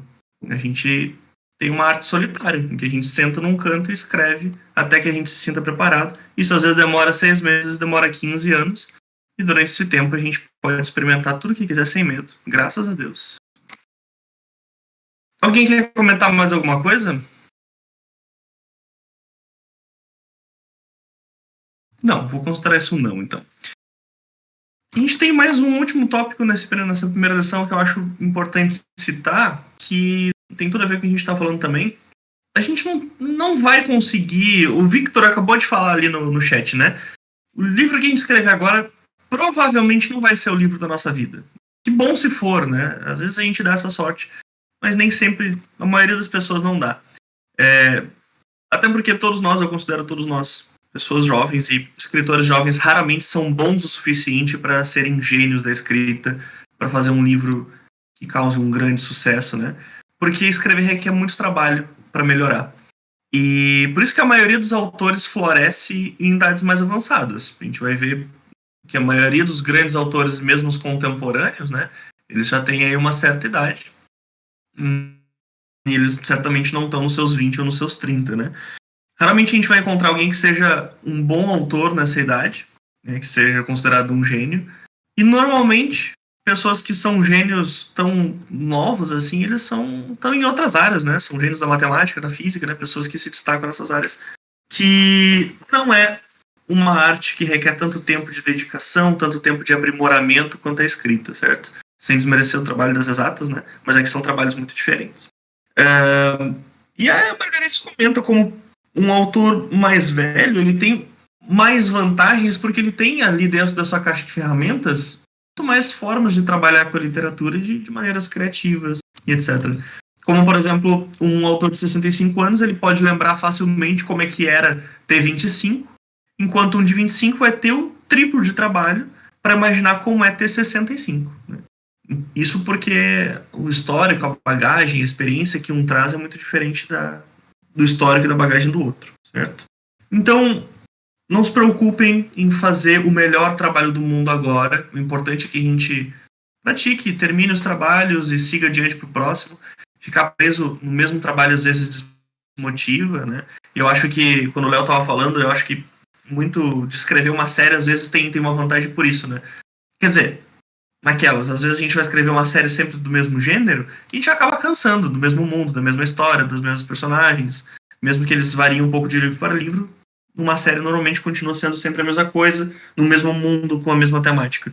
Eu acho que uma vantagem da gente escrever standalones, por exemplo, é que a gente pode se arriscar, né? Tu pode escrever ali um suspense, depois uma romance, depois uma comédia, e daqui a pouco a gente encontra o nosso próprio mundo e vai respirando ares novos, né? E enfim, a gente vai tentando coisas até encontrar nossa zona de conforto, não sei. Eu, quando escrevi o Colheita, no final já não aguentava mais falar do Christopher Damay. E quando eu fui escrever alguma coisa nova, eu fui tentar voltar para aquele mesmo mundo e não conseguia mais. Eu não estava mais afim de falar sobre eles. Hoje em dia eu já escrevi outra coisa, num outro cenário, um outro tom completamente diferente, já sinto falta de escrever naquele mundo da colheita de novo. Então, às vezes a gente precisa dar uma respirada para poder seguir adiante. Eu acho isso importante. Alguém quer comentar esse finalzinho da primeira lição? Olha, eu ainda não terminei a minha, mas eu sinto que fica muito menos... Eu, né, como autor, aproveitar a escrita como uma chance de questionar da onde eu tenho determinadas ideias, da onde vêm certos insights, de que parte da minha vida e personalidade. E isso tem me proporcionado a descobrir coisas sobre mim que antes eu não sabia ou não tinha a capacidade de admitir. Porque que ninguém é perfeito também. Né? E, principalmente, me escrever está me dando a de mais analítica de investigar de onde vêm minhas escolhas em tudo, porque quando eu tenho que ponderar as escolhas dos personagens, eu acabo chegando à conclusão que será que na vida eu também pondero as mesmas coisas? E é na hora que a gente põe no papel que começa a piscar as origens de certas escolhas até que eu fiz no passado, e eu acho muito legal esse entre eu e o papel, que deixa a jornada bem mais dinâmica, né? O monólogo acaba virando um diálogo entre o papel e eu. E tipo, basicamente só para pontuar o que eu tinha falado mesmo, e para tornar a jornada menos cansativa aí, mas Pedro, chegar no final você não tá nem mais querendo ver o mundo ou o personagem. Eu imagino que uma hora a energia se esgota, porque você tem que reler o seu livro tantas e tantas vezes. Imagina, você tem 10 capítulos, aí você resolve já ler 10 para ir pro próximo. Aí você faz isso de novo quando chega no capítulo 20. Então, lá no final, talvez você já tenha lido seu próprio livro umas 7, 10, 15 vezes. Então, chega uma hora que deve cansar mesmo. Mas é isso aí.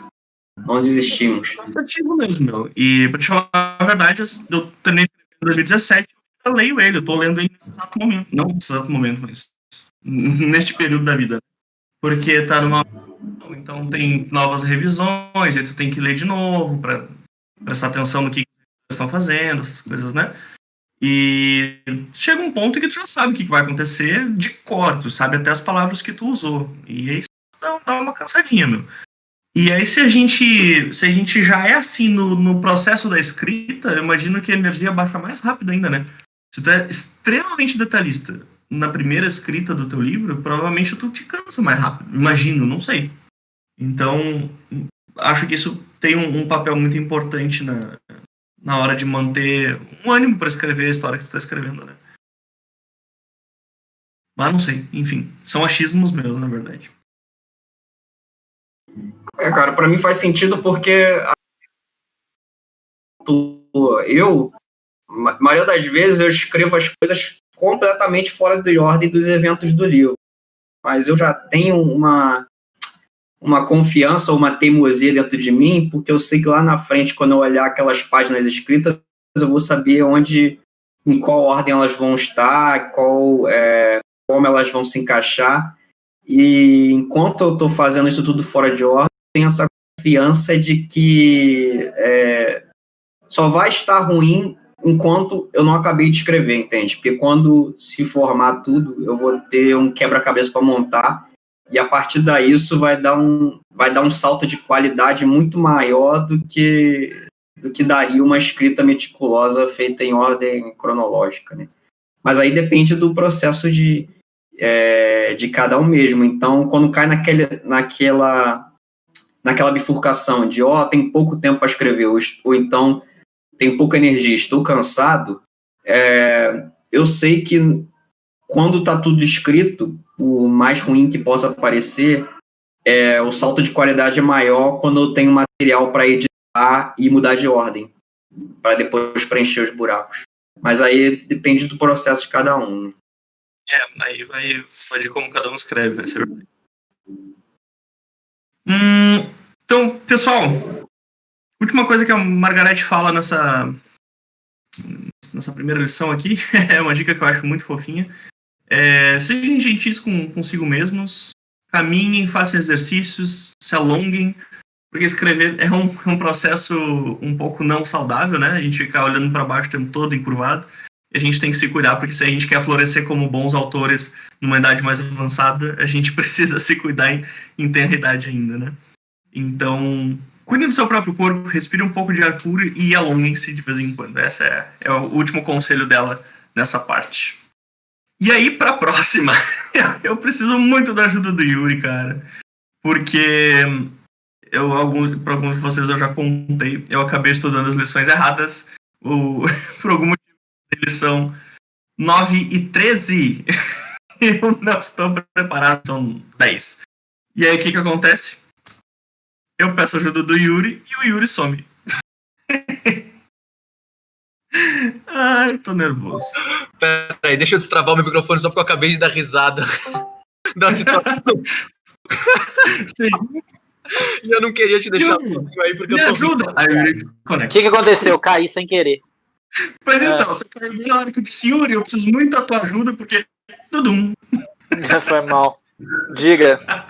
O Pedro tava Porque a gente tá na versão 10. Não, calma. Tem duas pessoas falando junto, eu não tava ouvindo nada. Vai. Não, eu tava falando justamente que eu errei, né? Eu me confundi, o aplicativo me trollou lá e eu fiz a lição 9 e 13. Então, pra gente seguir pra 10, eu preciso da tua ajuda. Ah, entendi. E o que o Vitor tava falando? Eu tava falando a mesma coisa, só que junto pra ficar difícil de entender. Ah, entendi. Muito bom. Tá, então vamos lá. O próximo capítulo é um capítulo sobre diálogos. Como eu não sou o cara que anota, a gente vai ter que passar por isso de uma forma meio difusa, que eu vou lembrar bem por alto mesmo das coisas que ela falou. Então vamos lá. A primeira coisa que eu acho que a Margaret fala sobre isso é que a gente, como escritor, a gente tem que estar atento sobre conversação da vida real versus diálogo. que são coisas diferentes. O diálogo numa história, e isso tanto faz se é no cinema ou se é no livro, na literatura, ele tem que ter, abre aspas, né? Tem que ter, não necessariamente ele tem, mas é o ideal. Ele deveria ter uma função narrativa que fosse. A gente costuma falar que todo diálogo serve para ou avançar a história ou avançar o crescimento do protagonista, né? Como que isso funciona? No caso de avançar a história, esse diálogo ele vai ser responsável por ou te passar uma informação nova que o protagonista não sabia, que o seu personagem, não necessariamente precisa ser o protagonista, né, mas os personagens envolvidos naquele diálogo, algum deles não sabia.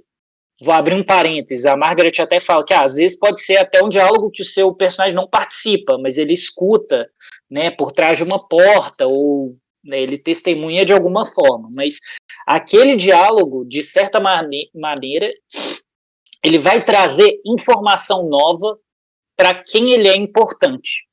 Não vai ser só como é que tá o tempo hoje? Já tô achando que vai chover, né, irmão? Não vai ser aquela conversa de elevador, aquela conversa, aquelas amenidades. Como é que fala isso? Amenidades? Acho que amenidades. Amenidades. Isso. Não vai ser uma conversa de amenidades. Mas, assim, pode ser que seja. Não tem importância ser, né? Mas a questão é que nós temos que entender que uma vez que a gente tem um leitor e ele está tentando acompanhar a nossa história e investir o tempo dele na nossa história, quanto mais tempo você investir em diálogos que não levam para lugar nenhum ou que não representam nada na sua história, mais difícil fica para o leitor se conectar com ela. Porque ele vai ficar assim, pô, velho, por que tá servindo essa conversa desses dois aqui? Não é possível que eu li 5 páginas desses dois falando sobre mercado de ações num livro de fantasia medieval, sabe? Tipo assim, tem que ter contexto, ele tem que fazer sentido para tanto a história como para o conhecimento dos personagens naquele momento.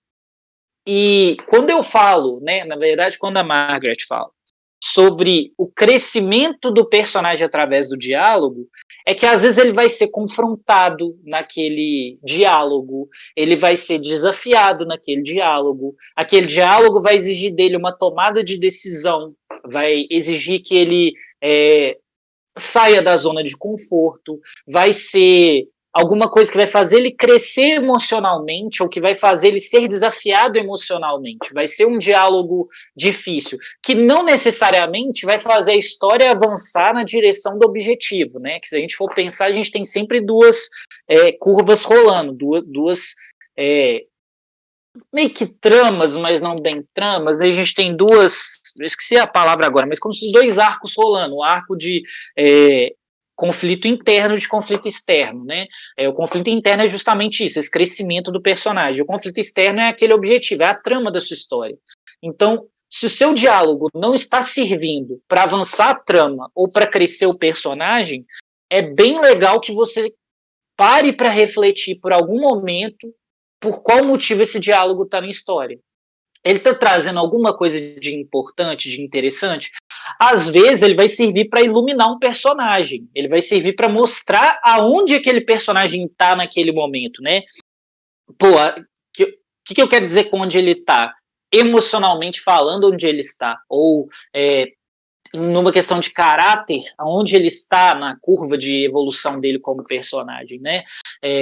Você pode estar trazendo uma informação nova e ao mesmo tempo você pode estar mostrando como ele é naquele momento, né? Então, por exemplo, existe um exercício que eu e o Pedro fizemos na primeira seletiva da Wolfpack da Hardcover, né, da Vivendo de Inventar, que era sobre uma capitã que ela era misantropa e ela tinha que decidir, aliás, ela recebe um distress signal, né? Como é que chama isso? Tipo, pedido de socorro no navio dela, aliás, na nave espacial dela, e ela tem que decidir se ela vai atrás. Agora, ela ser misantropa é uma qualidade do que ela é. Como ela vai terminar a história é uma coisa que a gente ainda não sabe. O primeiro diálogo dela na minha história foi ela humilhando os cadetes e os soldados que estavam lá servindo ela. Por quê? Porque isso servia, no meu caso, para iluminar meu personagem, para eu mostrar que ela era misantropa, porque eu não podia falar, eu sou misantropa, eu odeio todos vocês. Não é bem assim que funciona, mas você pode usar o diálogo para fazer até a evolução dela naquele momento. Às vezes ela vai ser confrontada por um daqueles cadetes e ela vai ver que ela não está sendo a melhor de todas as pessoas do mundo, ela está sendo uma pessoa bem filha da puta, né, com perdão do palavreado. E aí, mais pra frente, isso pode se converter num próximo diálogo, ou nela meditando nesse diálogo, numa evolução, eu falando assim, pô, eu fui meio otária com aqueles cadetes mesmo, né? Então, assim, nessa questão de real life conversation, né, que ela chama de conversação na vida real, ou diálogo, a gente tem que entender que nem todo diálogo na vida real serve para alguma coisa, mas todo diálogo na nossa narrativa, em teoria, tem que ter um certo propósito. O que vocês acham sobre isso?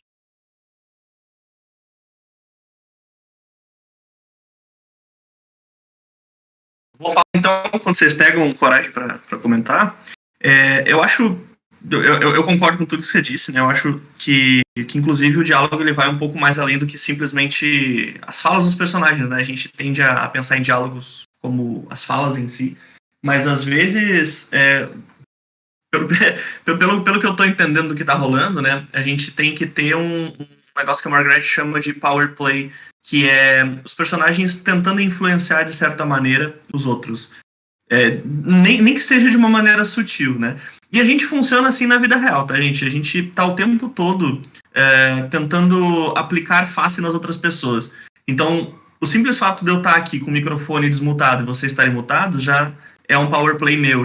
Sou eu fazendo crescer a minha face em detrimento da de vocês. E a gente não consegue fugir disso. Todo tipo de interação social é baseado nisso, né? Então os personagens eles têm que ter essa mesma jogada.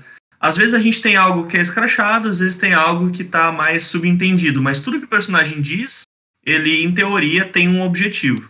Ele vai levar ele até um certo ponto, vai colocar ele mais próximo daquilo que ele quer. E muitas vezes isso não é dito com palavras, muitas vezes isso é um movimento de pé quando o outro cara está falando, muitas vezes isso é um olhar. Às vezes isso é uma respirada mais funda quando alguém entra na sala, sabe? Tudo isso vai caracterizar os personagens e vai colocar eles um pouco mais adiante dentro do objetivo que eles têm e em relação com as pessoas com que eles estão se relacionando, né? E o nosso objetivo no final é criar esses diálogos de fantasia.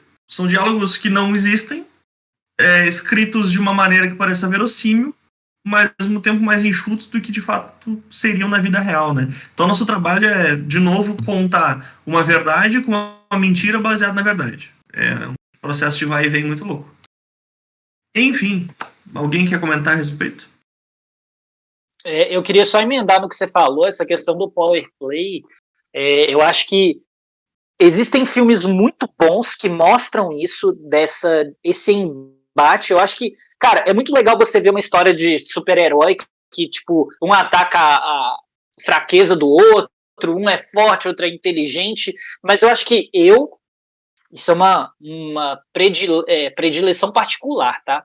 Eu acho que uma das coisas que é mais estimulante para mim é o tipo que tem um embate intelectual entre dois personagens, em que, tipo, eles não precisam necessariamente fazer coisas, mas a eloquência entre eles e as ideias deles são suficientes para carregar uma história sem praticamente nenhuma trama, né? A gente tem alguns filmes que representam isso muito bem, e um deles, por exemplo, nos últimos anos aí que eu gostei pra caralho foi Dois Papas. Inclusive o roteirista, né, o Anthony McCarten, para mim ele hoje é um dos melhores roteiristas de filmes baseados em diálogo do cinema, né? Alguns dos exemplos dos filmes aí que ele já fez foi esqueci o nome em português, acho que é O Destino de uma Nação, né? Darkest Hour, que é a história do Winston Churchill e da Segunda Guerra Mundial. A Teoria de Tudo, que é a história do Stephen Hawking. Tem aquele outro do Queen, como chama? Aquele da biografia do Queen. Bohemian Rhapsody. Isso. Rhapsody. São filmes que, exatamente, são filmes a maioria deles aqui biográficos, e por isso, né, é até muito interessante a gente falar que a história é uma péssima contadora de histórias, né? Tipo, ela não tem um enredo, ela não tem uma trama, e esse cara consegue tirar um enredo e uma trama de biografias, né? Consegue transformar isso numa história de 3 atos. E para mim, de todos esses exemplos, o mais incrível é Dois Papas, porque a gente basicamente vê um filme de 2 horas em que 2 idosos estão debatendo filosofias diferentes sobre a igreja, e é envolvente. Pelo menos para mim foi envolvente, né? A gente tem pouquíssima ação acontecendo naquilo.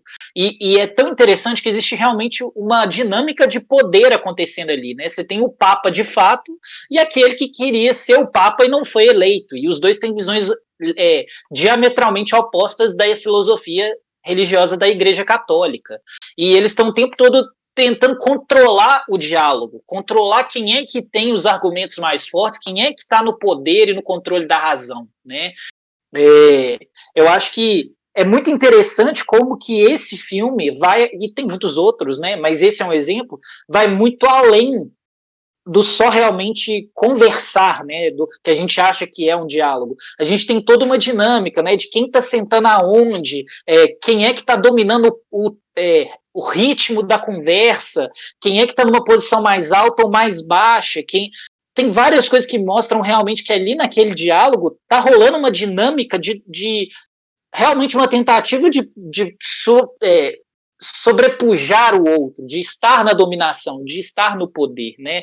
De ter a atenção e de conseguir trazer os seus argumentos, né? Então, é o que o Pedro falou, vai muito além das palavras que são trocadas, né? Tem muito a ver com como isso está sendo trocado e quais ideias estão sofrendo um certo embate.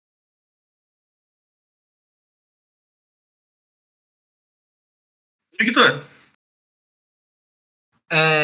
Não, eu acho que isso que o Yuri tá falando tem muito a ver e tem uma coisa que eu sempre lembro que vem do que tem um cara que fala muito sobre atuação, na verdade, para teatro e que acaba sendo muito utilizado para cinema também, que se chama Stanislavski, que é um russo que meio que, sei lá, criou um método para ensinar e pensar a atuação que passa muito de você entender o personagem, criar as coisas de dentro para fora, assim, entender as motivações e os objetivos dele, para aí, a partir disso, você chegar numa emoção e numa coisa. E uma tecla que ele sempre bate muito é essa de objetivos, super objetivos, como ele chama, né, até às vezes, que é quando você tá num diálogo, e aí quando a gente pensa em teatro, é basicamente só diálogo, né? Dificilmente você... Tipo, quando você pega um texto de teatro, geralmente é só as falas que tem lá. Não tem muito mais indicações que isso.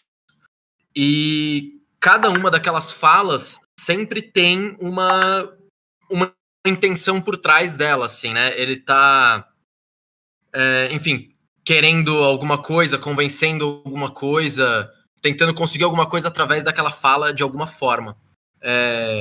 Um outro professor de teatro meu também falava que toda fala ela tá num sentido um pouco metafórico, né? Ou empurrando ou puxando o outro personagem.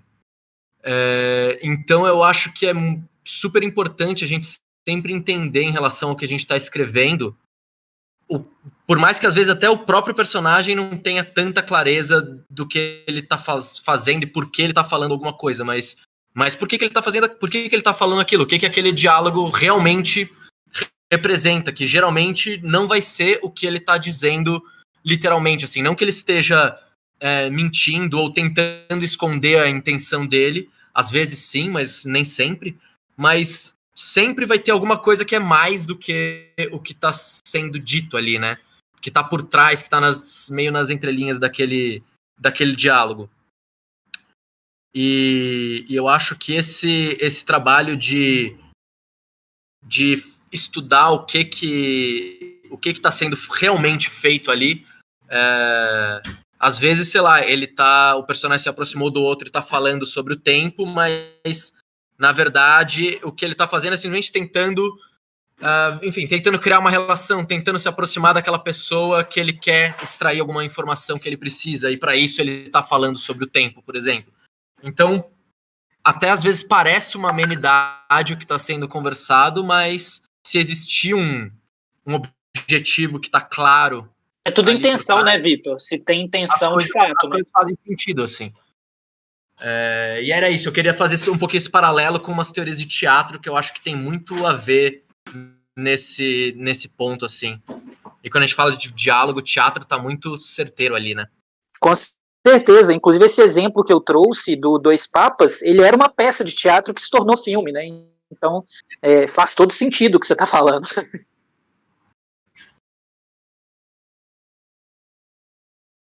Mas era isso, gente. O que eu tinha para comentar um pouco era essa questão.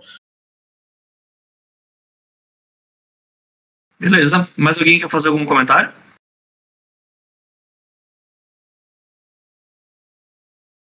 Ok. Vou considerar isso como um não, então. Buenas. Yuri, tem mais alguma coisa com relação ao diálogo que a gente possa comentar? Tem algumas, que é... Vocês estão me ouvindo? Não tenho certeza se está dando certo aqui. Para mim tá tudo certo.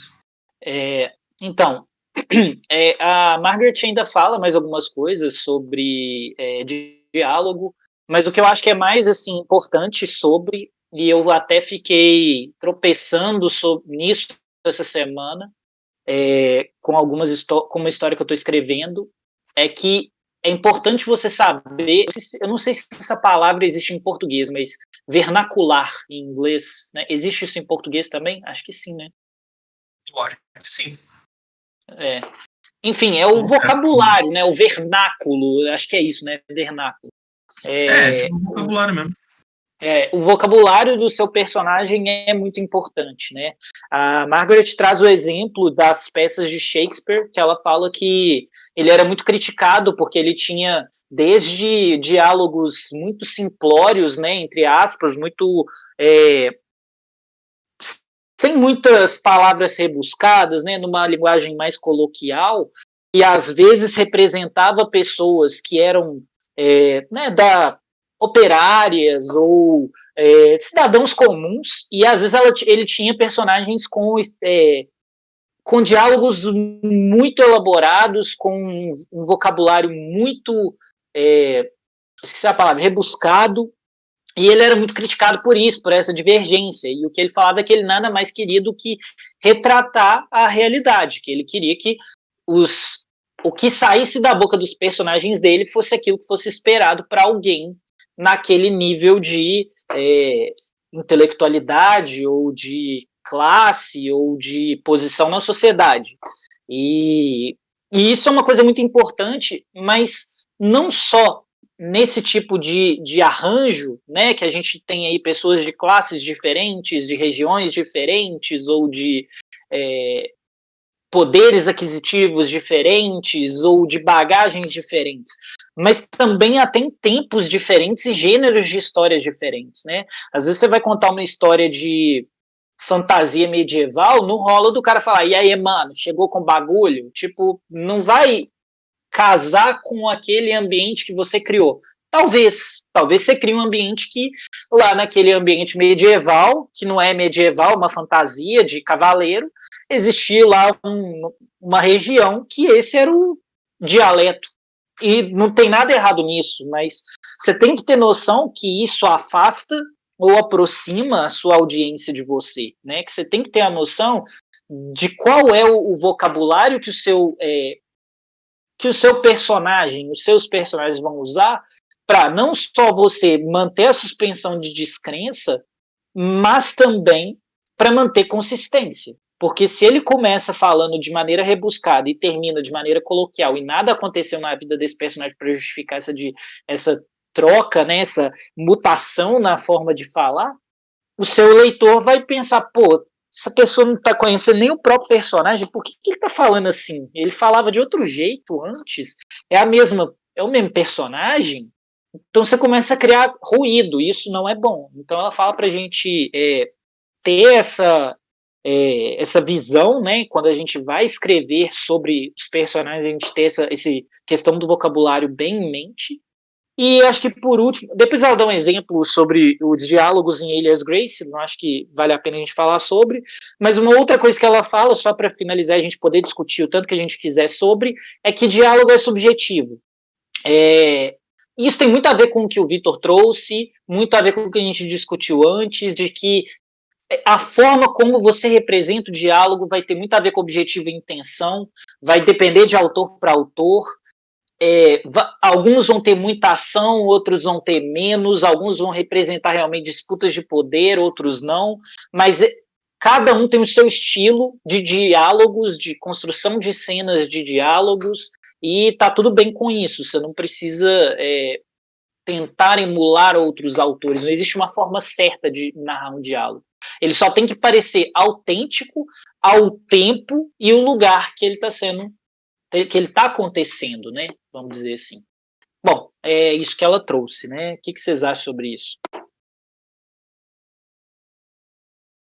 Vai o Léo primeiro, né? Já que ele passou na frente. Já tava até uma disputa de poder pela aqui. Todo mundo querendo ver quem vai atrás do Yuri. Opa! Pô, na verdade eu tenho uma pergunta. A questão de curiosidade que rolou numa discussão num outro grupo, que era a respeito se você já tem alguma experiência em algum dos livros ou contos de vocês a respeito da linguagem para personagens com, assim, de certas classes sociais ou de certas etnias. Se você já tiver alguma experiência assim. Eu, no caso, eu não estou caindo nisso agora, porque no meu caso é uma fantasia e os personagens quase todos são predominantemente meio político. Então eles meio que falam muito, os diálogos são longos, querendo se remeter a alguma disputa de poder, um colocando querendo diálogo. São trechos muito longos, eu não sei se eu vou corrigir isso, mas meus diálogos, além de longos, eles têm... O personagem, ele fala muito, tipo aquelas séries americanas que o cara vai falar com o outro, ele fala um tijolão de palavras. Então eu tô tendo muito isso. Mas eu não sei se alguns de vocês já tiveram alguma trama, por exemplo, em que vocês tiveram que mudar o tipo de linguagem para determinado personagem, mas se preocuparam em não cair preconceito, assim, né? Digamos, ele tá atribuindo um linguajar mais coloquial para um personagem que tem uma classe social mais favorecida, ou tipo, para não cair nessas armadilhas. Vocês teriam alguém teria uma experiência para relatar assim? Porque eu acho importante também falar de qual linguagem cada tipo de personagem vai ter, né? Não é exatamente a respeito disso, mas eu posso te contar como é que está sendo o processo de revisão dos diálogos do Colheita, se você quiser. Manda ver, ué. É que assim, né? O Colheita, ele passou por uma primeira revisão lá com a Marina, né? Mais de anos. E depois ele foi publicado na Lura, e agora que ele está indo para a Coerência, ele está passando por outros processos de revisão, porque eles fazem tudo de novo. Então, na Coerência, tu tem 3 processos, né? Tu passa por um primeiro revisor, depois passa por um segundo, depois passa por um terceiro, que ele também faz copydesk, essas coisas. E o primeiro cara que revisou é um querido, ele faz um ótimo trabalho, se um dia ele ouvir isso aqui, cara, te amo. Mas ele é um cara super formal no linguajar dele. E isso, quem foi me contar depois a respeito dele, foi a dona da editora. E ele é um cara super formal, inclusive é uma coisa que foi pedida a ele para ser um pouco menos formal nas revisões que ele faz. Ao ponto de tu pegar uma fala que ela é super... não é informal, mas só que ela também é um tanto coloquial, do jeito que a gente fala no dia a dia, mas que não seja, tipo, informal mesmo, e transformar em algo extremamente erudito. Do tipo, mexer em pronomes, né, usar... enfim, pronomes oblíquos e tudo mais, coisas desse tipo, que normalmente a gente não faz no dia a dia. E fazer isso tanto com o narrador quanto com os próprios personagens. E o que acontece é que isso torna a leitura, às vezes, um pouco cansativa e um pouco complicada. Chega a pontos assim que tu tem ali um pronome com outro verbo, com um pronome que tá correto, mas tu não usa no dia a dia, tu para ver, porque aquilo não é comum para ti. Aquilo te chama atenção mais do que a história em si. E quebra o fluxo da leitura, né? Então, na primeira vez que eu fiz a revisão com esse cara, quando ele me mandou o livro revisado e pediu para eu ver se eu tinha alguma coisa a relatar, eu disse para ele que eu estava achando ele muito rebuscado. E a gente conversou e tudo mais. E basicamente o que a gente acabou, o lugar comum que a gente chegou foi do tipo assim, tá, revisa então o narrador, mas deixa os personagens com o diálogo intacto. Eu prefiro que um cara diga me faça um favor do que diga faça-me um favor. E foi assim. Quando ele passou para a segunda revisão, a revisora, que também é a dona da editora, ela revisou tudo que ele tinha revisado. A um ponto em que eu mandei um e-mail para ela e perguntei, olha só, tá, eu concordo com tudo que tu fez, mas tudo que tu fez é ao contrário do que o revisor anterior tinha feito. Isso é normal? Ela disse, não, isso é super normal, porque varia de revisor para revisor, e me contou o caso desse outro rapaz, que ele tem essa linguagem mais rebuscada. Então tudo dependia no final de mim, o que eu preferia, né? E eu sempre prezei por ter uma história que ela fosse bem escrita, dentro de uma língua, de uma linguagem formal, mas ao mesmo tempo ela fosse acessível para as pessoas. E no momento em que tu coloca, eu lendo tudo em cada revisão, e no momento em que tu coloca uma gramática excessivamente correta, que desfigura a linguagem do cotidiano, coloquial, né? Tu torna a tua leitura um pouco elitista também, na minha opinião, tu torna ela um pouco elitista, porque se tu quer atingir um público variado, o mínimo que tu faz é tu usar uma linguagem acessível para todas as pessoas. Uma pessoa que tenha mestrado e doutorado vai conseguir ler tranquilo. Uma pessoa que não tenha também vai conseguir ler tranquilo, e mesmo assim tu ainda tá usando uma linguagem formal um pouco mais próxima da coloquial, entende? Mas para certos personagens teve pequenas alterações que foram importantes, né? Então, por exemplo, eu tinha lá um personagem que ele aparece muito brevemente, que ele era estrangeiro, e ele nunca tinha perdido o sotaque, então ele falava coisas diferentes do Christopher, por exemplo. Ele falava coisas do tipo tem um telefonema pra ti, certo? Foi um detalhe na linguagem que eu decidi colocar, e eu pedi para não tirar aquilo ali. E falava tinha alguns outros trejeitos. O jeito que a May falava tinha que ser diferente do que o Chris falava, porque ela é uma criança de 10 anos, ele é um jornalista de 42. Então ela tinha que usar uma linguagem mais simples, menos rebuscada, ela não podia usar palavras super complexas, e o Christopher podia destrinchar todo o seu vernacular, né? Que nem diz o Yuri.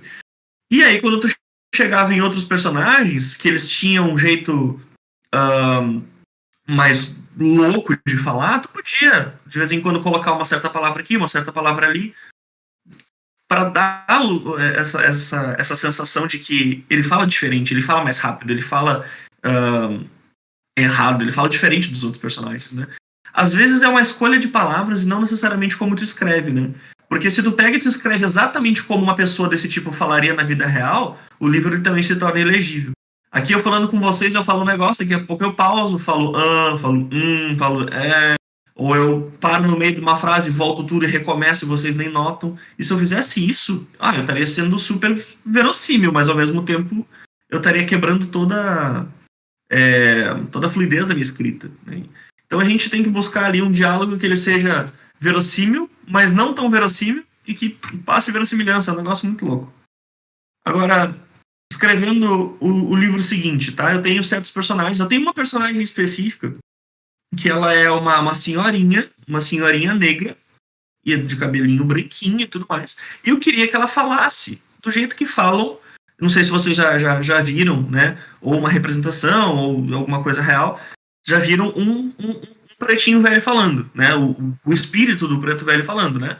Dentro da religião de Umbanda, de Candomblé, eles têm toda uma linguagem específica, tem palavras específicas que eles usam, e eu queria que ela falasse desse jeito.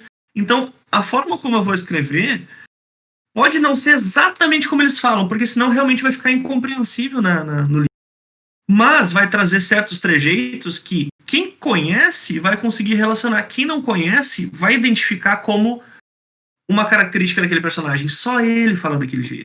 Então, se chegar um personagem no meio do escuro e falar uma certa palavra ou uma frase de um jeito específico, a pessoa vai saber, deve ser esse fulano, né? Porque só ele fala desse jeito.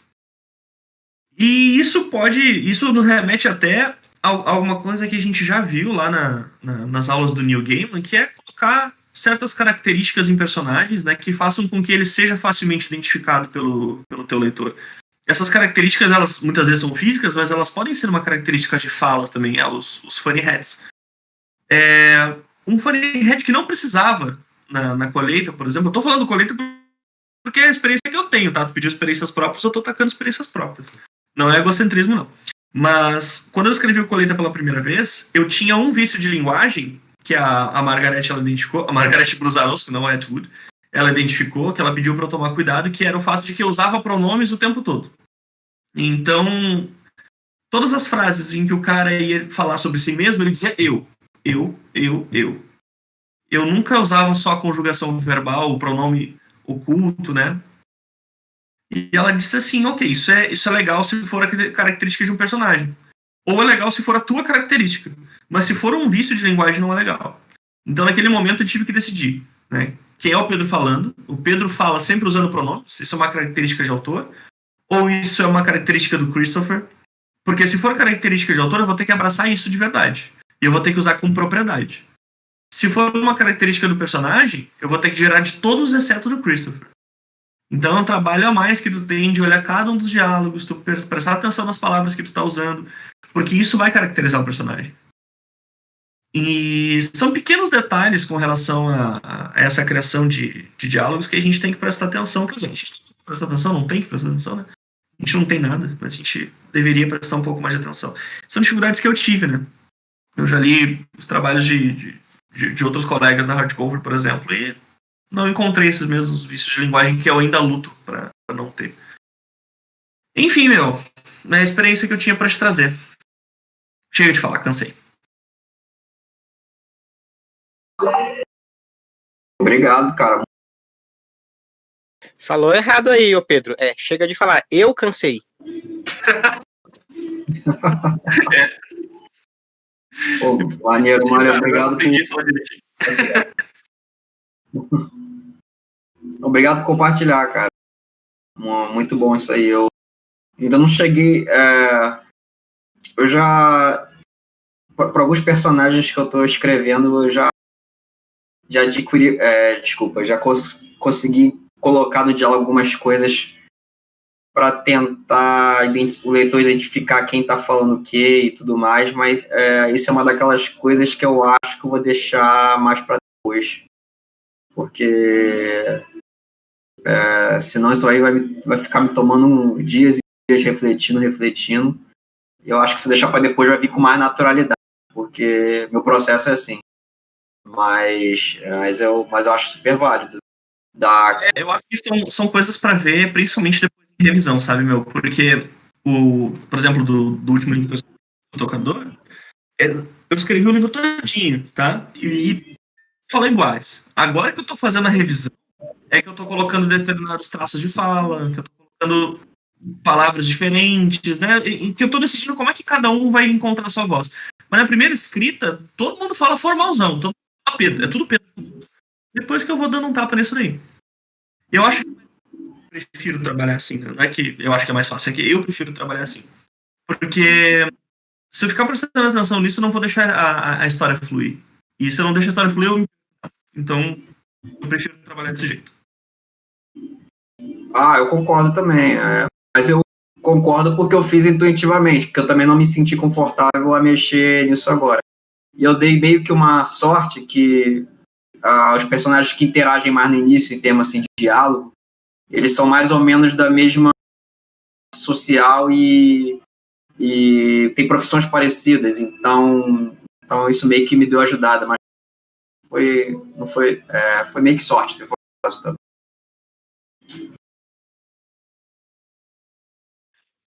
E aí, alguém quer comentar mais alguma coisa?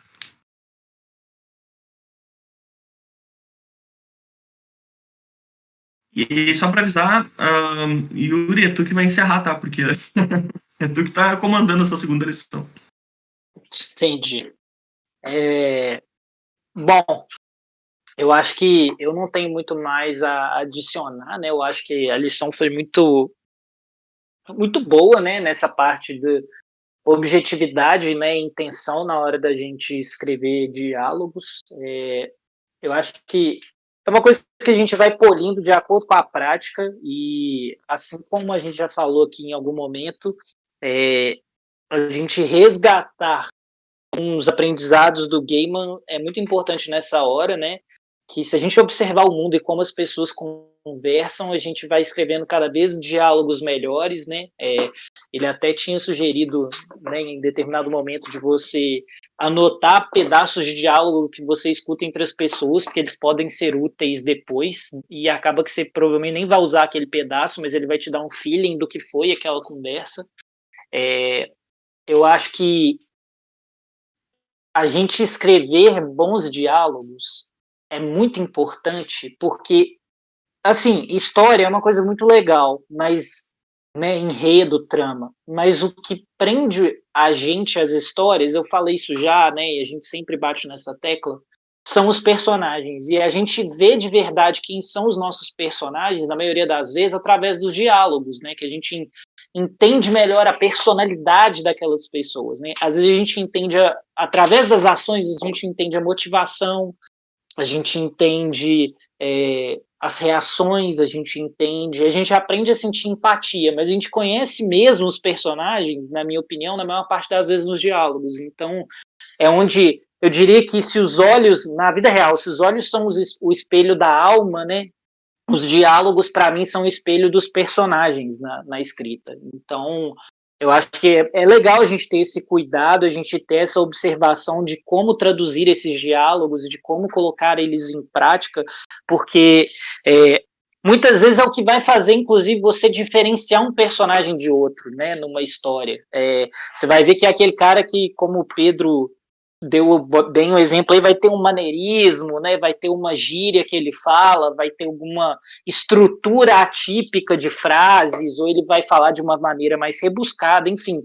E a forma como ele exerce essa troca de poder, né, esse embate de poder, que vai ajudar também você a descobrir quem é o personagem que está falando, né? Às vezes você vai ter um personagem muito rebelde, que vai estar sempre desafiando os outros, ou um que é muito condescendente, né? Ou então você vai ter um que é muito, não sei, até muito calado, que troca poucas palavras, ou então aquele que é o irônico, piadista, enfim. Muitas vezes a personalidade das pessoas fica muito bem traduzida nos diálogos, então é bem importante a gente ter isso em mente quando a gente está escrevendo, porque é o que traz realmente a vida para os personagens, na minha opinião, né? Então, enfim, eu acho que esse é um dos pontos principais aí que a gente acaba tendo que ter um pouco mais de atenção na hora de escrever. Se alguém tiver mais alguma coisa para completar, vamos, se não, fecharei.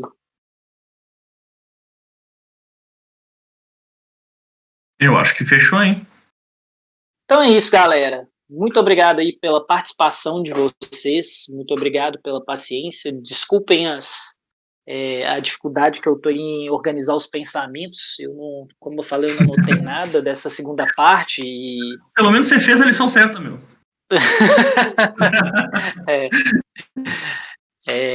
Enfim.